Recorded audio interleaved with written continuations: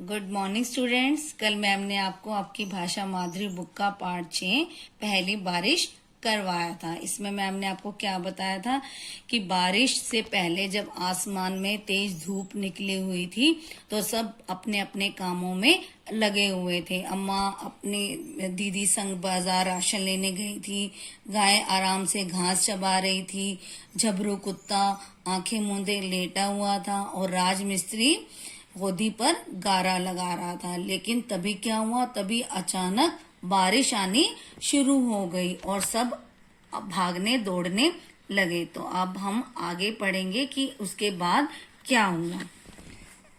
राजमिस्त्री ने गारे पर ढक दी फौरन टाट और होदी पर औंधी कर दी टूटी फूटी खाट। हो गए चौड़म चौड़ा सारे धूप में सूखे कपड़े, इधर उधर उड़ते फिरते थे मंगलू कैसे पकड़े।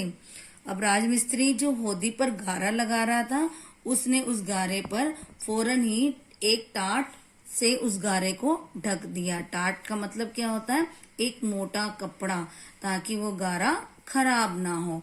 और होदी पर भी उसने औंधी करके, औंधी का मतलब है उल्टा करके, एक टूटी फूटी खाट रख दी ताकि होदी पर किया हुआ गारा भी खराब ना हो।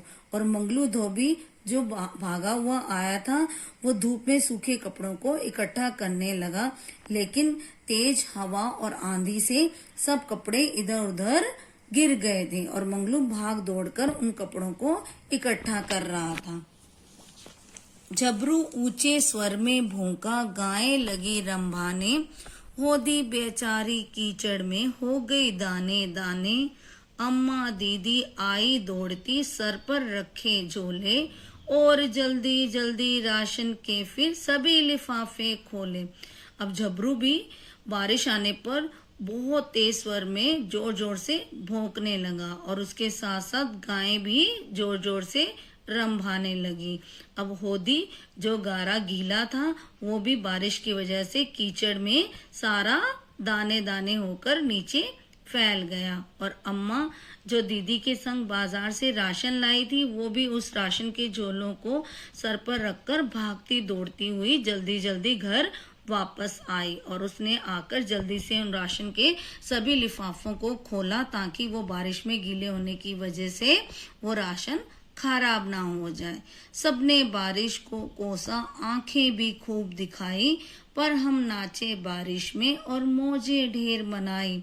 मैदानों में भागे दौड़े, मारी बहुत छलांगे, तभी वापस घर आए जब थक गई दोनों टांगे।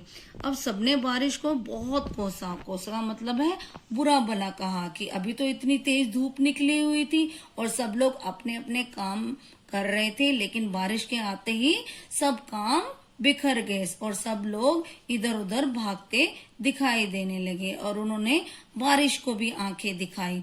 पर हम सब बहुत खुश हुए और हम सब अपने दोस्तों के साथ बारिश में बहुत नाचे और मैदानों में जाकर हमने दौड़ लगाई और बारिश के पानी में छलांगे भी लगाई। और हम तभी घर वापस आए जब हम थक गए, अर्थात हमारी दोनों टांगे थक गई, तब हम घर वापस आए। तो आज अब सब लोग इस कविता को बहुत अच्छे से पढ़ेंगे और इस कविता में आए कठिन शब्दों को लिखने का अभ्यास करेंगे और कल हम इसके शब्दार्थ और प्रश्न उत्तर को करेंगे। धन्यवाद।